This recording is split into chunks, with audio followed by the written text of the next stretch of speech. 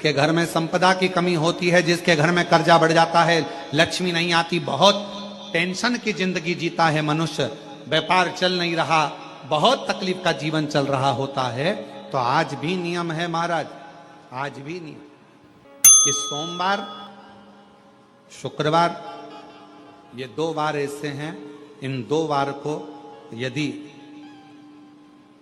कटोरी में थोड़ा सा शहद रखकर, मधु रखकर यदि लक्ष्मी जी का स्मरण किया जाए और माता लक्ष्मी जी का स्मरण कर कर एक लाल पुष्प उस कटोरी के सम्मुख में माता लक्ष्मी का नाम लेकर रखा जाए और बाद में वही शहद, वही मधु और वही पुष्प सोमवार का दिन और शुक्रवार के दिन लक्ष्मी का पूजन कर कर, स्मरण कर कर, दूसरे दिन शुक्रवार के दिन पूजन करें, शनिवार के दिन उस मधु का, उस पुष्प का विसर्जन करें, सोमवार के दिन पूजन करें लक्ष्मी जी का स्मरण कर कर, और मंगलवार के दिन अगर विसर्जन करें, 5 या 7 सोमवार या शुक्रवार को यदि आप मधु का भोग लक्ष्मी जी को लगाना प्रारंभ कर दें, शिव का नाम स्मरण कर कर, तो उसके घर में कभी संपदा की कमी नहीं होती, लक्ष्मी उस संपदा को बढ़ाती है। और हम तो यहां तक कहेंगे, प्रयास करो, अगर आपके घर में छोटा सा शिवलिंग विराजमान है, आपके घर में अगर छोटा सा शंकर जी का शिवलिंग है, छोटा सा शंकर भगवान का शिवलिंग है, या आपके घर में कुबेरेश्वर धाम का कंकर है, और आपके घर में यदि शंकर भगवान का शिवलिंग है, या सीहोर का रुद्राक्ष हो, या शंकर भगवान का शिवलिंग हो, या कंकर शंकर हो, तो निवेदन है जहां पर भी शिवलिंग आपके घर में विराजमान है, अगर छोटी सी कटोरी में एक बेलपत्र को आप नीचे रखिए, छोटी सी कटोरी उस बेलपत्र के ऊपर रखकर उसमें थोड़ा सा मधु, शहद, शंकर भगवान की साक्षी में शिव जी के सामने अगर शुक्रवार की शुक्रवार रखना प्रारंभ कर दो, धीरे धीरे संपदा की वृद्धि अपने आप होना प्रारंभ हो जाए। मधु, देवी भागवत का यह प्रसंग है, 6ठे स्कंद का 16वां और 17वां अध्याय देवी भागवत का वर्णन करता है।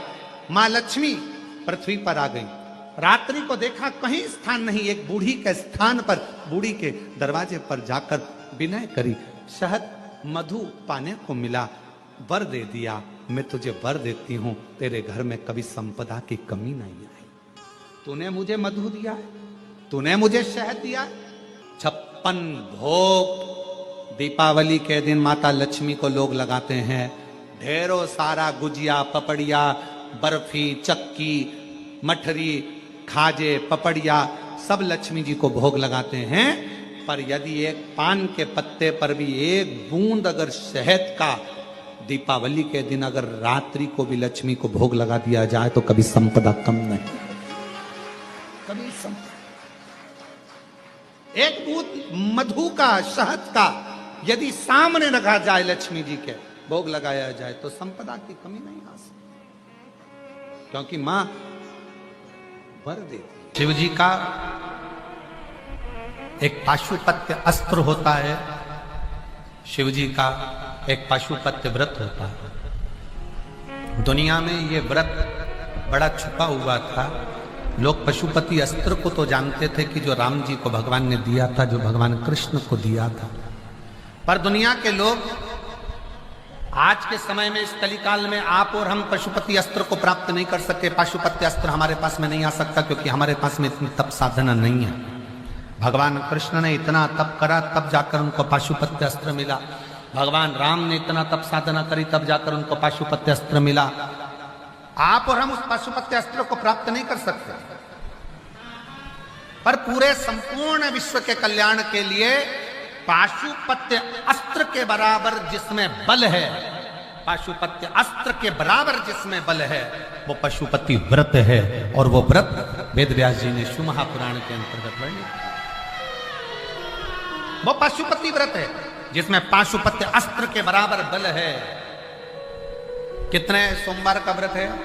जम के बोलो 5। कितने दिए लगते हैं? 6।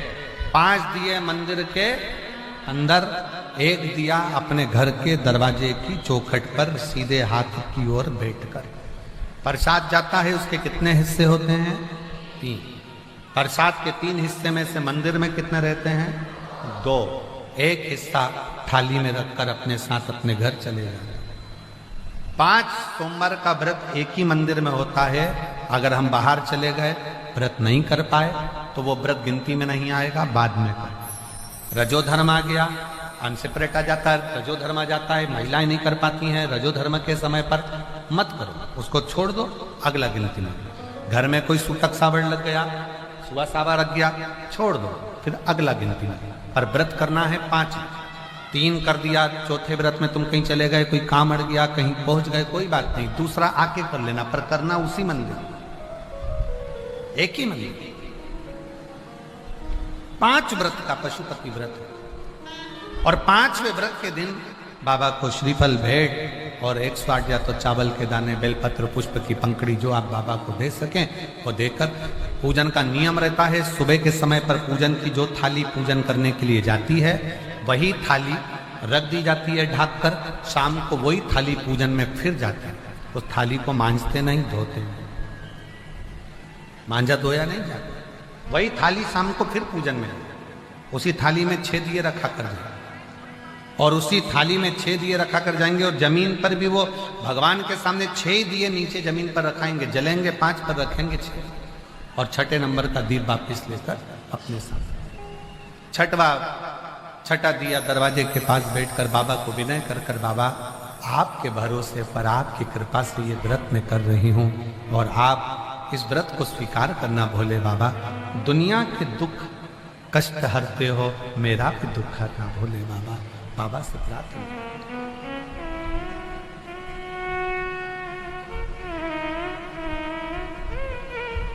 मेरे नाथ कृपा करना, मैं तेरे भरोसे हूँ। मेरे बाबा दया करना, मैं तेरे भरोसे हूँ।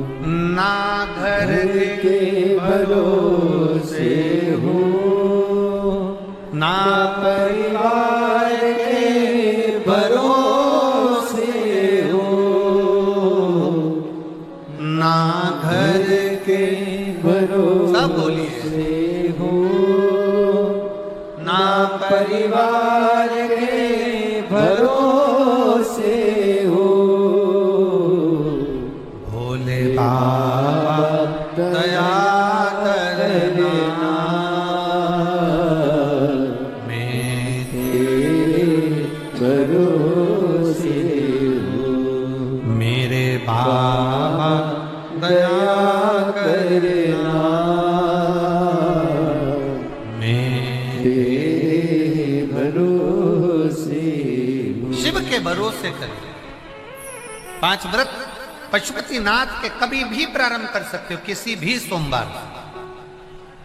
हमने पहले भी कथा में कहा, शंकर भगवान की पूजन में, शिव महापुराण की कथा सुनने में, शंकर भगवान का पशुपति नाथ व्रत करने में कोई मुहूर्त देखने की जरूरत नहीं है। जब दिल कर जाए तब शंकर के दरवाजे चले जाओ, तब शिव। हर हर। जब तुम्हारा मन करे, जब तुम्हारा दिल करे, जब तुम्हारा चित्त कर दे, तब शिव की बात।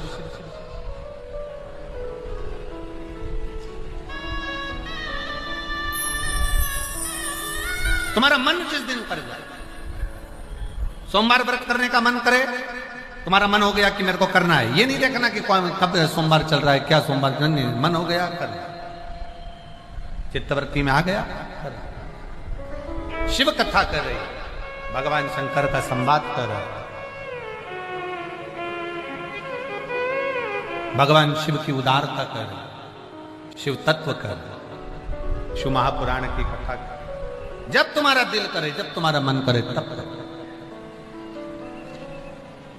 और शंभु शरण पड़ी मांगू घड़ी रे घड़ी दुख काटो दया करी दर्शन आपो शंभो शरण पड़ी मांगो घड़ी रे घड़ी दुख काटो दया करी दर्शन आपो। आज एक बात और स्मरण में रखें, पशुपति व्रत जिस दिन तुम्हारा रहे उस दिन शंकर जी पे चढ़ी हुई बेलपत्र को नहीं लाना। जिस दिन तुम्हारा पशुपति व्रत रहे, शिव जी का पूजन करने जाओ, उस दिन जल का जो भाग लेकर आते हो पीने के लिए, वो नहीं। उस दिन केवल पशुपति व्रत का ही पूर्णता कर, उसमें कोई दूसरा लक्ष्य ना जोड़े, केवल पशुपति व्रत। और फिर कई माताएं कहती है, गुरुजी हमने पशुपति व्रत करा, भगवान ने हमारी क्यों नहीं सुनी, और दूसरों की तो भगवान सुन लेते हैं, हमारी क्यों नहीं सुनी। तो एक निवेदन है, जो कढ़ाई में या भगोनी में या पात्र में जो तुम मीठे का प्रसाद बनाते हो, वो प्रसाद पूरा की पूरा थाली में लेकर या जो भी का पात्र में लेकर मंदिर जाया करो, पूरा की पूरा। कई लोगों की आदत रहती है, आधा बच्चों के लिए कढ़ाई में छोड़ देती हूँ, आधा लेकर चली जाती हूँ, तो प्रसाद का मान 2 हिस्सा हो जाता है, इसलिए वो प्रसाद फिर मान्य नहीं है। बनाओ उतना जितना तुम्हें मंदिर में लेकर जाओ, उसका आधा हिस्सा कढ़ाई में छोड़ना नहीं है, भगोनी में नहीं छोड़ना। खीर अगर बनाई गई है पात्र भरकर, तो वो पात्र भरकर ही जाएगी। हलवा बनाया है पात्र भरकर, तो वो पात्र भरकर ही जाएगा।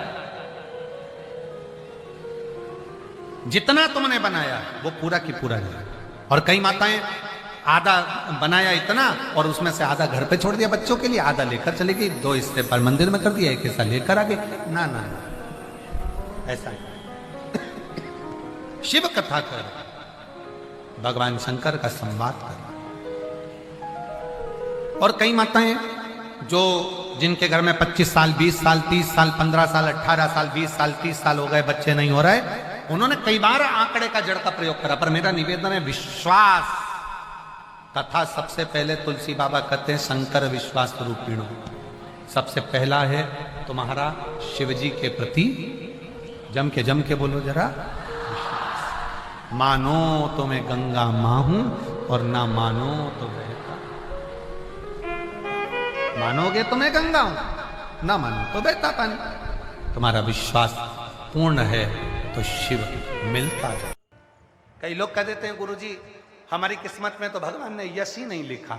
कई माताएं कह देती गुरुजी भगवान ने तो मेरी किस्मत ऐसी बनाई है कि मेरी किस्मत में यश ही नहीं है, मैं किसी के लिए कितना ही कुछ कर दूं तो भी मेरा सम्मान नहीं होता। तुम अपने ऊपर मत लो। यहां कथा भी सुनो, मलमास जिसके महीने में नरसिंह भगवान प्रकट हुए, जिस महीने में हिरण्यकशिपु मरा, जिस महीने को स्वयं भगवान ने 12 महीने से ज्यादा प्रकट करा, वो मलमास को भी तो लोगों ने सम्मान नहीं दिया, उस मलमास को भी तो लोगों ने आदर नहीं दिया, उस मलमास को भी तो लोगों ने सत्कार नहीं दिया, उस मलमास को भी तो लोगों ने नकार दिया। तुम सोचते हो कि मेरा साथ नहीं मिलता, भगवान मेरा साथ नहीं देता, उस मलमास को भी तो देखो। तब वो मलमास आखिरी में जब हार गया हिम्मत, तब वो मलमास आखिरी में शेषनाग के पास गया और शेषनाग ने कहा मेरे भाई वासुकी नाग के साथ भी यही हुआ था, उसको भी सम्मान नहीं मिला था, उसको भी कोने में पटक दिया था। जब अपना काम हो जाता है लोग धक्का देकर बाहर निकाल देते हैं। कभी कभी शिव पुराण की कथा कहती है तुम बहुत करोड़पति हो, तुम बहुत धनपति हो,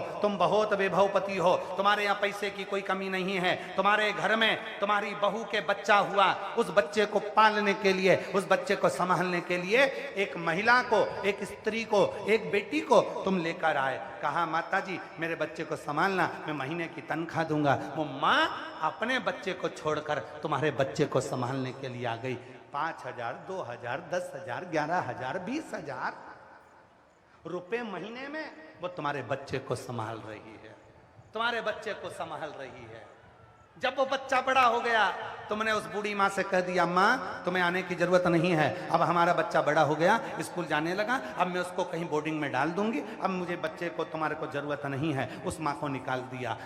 एक घर के सेठ की, एक घर के मालिक की जवाबदारी होती है कि तुम्हारे बहू के बच्चे को, तुम्हारे बच्चे को जिस महिला ने पाल पोस कर गोदी में 10 साल, 8 साल, 5 साल, 3 साल, 2 साल, 4 साल बड़ा किया है, अगर उसकी जवाबदारी भी तुम्हारी बनती है, कभी उसकी जिंदगी में अगर दुख आए तो थोड़ा 2-5 हजार का सहयोग देना, ये तुम्हारी जवाबदारी है। उसका बीमारी में साथ देना, ये तुम्हारी जवाबदारी है। थोड़ा सा हम अपनी शिव महापुराण की कथा में कहते हैं 1 रुपए का दान मत दो, आप कहीं पर भी कहीं मत दो 1 रुपए का दान, कहीं अठन्नी देने की जरूरत नहीं है। वो पैसा तुम्हारा है, तुम्हारी जेब में रखो, पर याद रखना अगर अपने मोहल्ले में, अपनी सोसाइटी में, अपनी कॉलोनी में, अपने परिवार में, अपने नगर में, अपने खेड़े में अगर कोई पढ़ना चाहता है, उसके पास पढ़ाई का पैसा नहीं है, तो जेब में से पैसा निकालना और उसकी स्कूल की फीस जमा कर कर उसको पढ़ाने का प्रयास करना।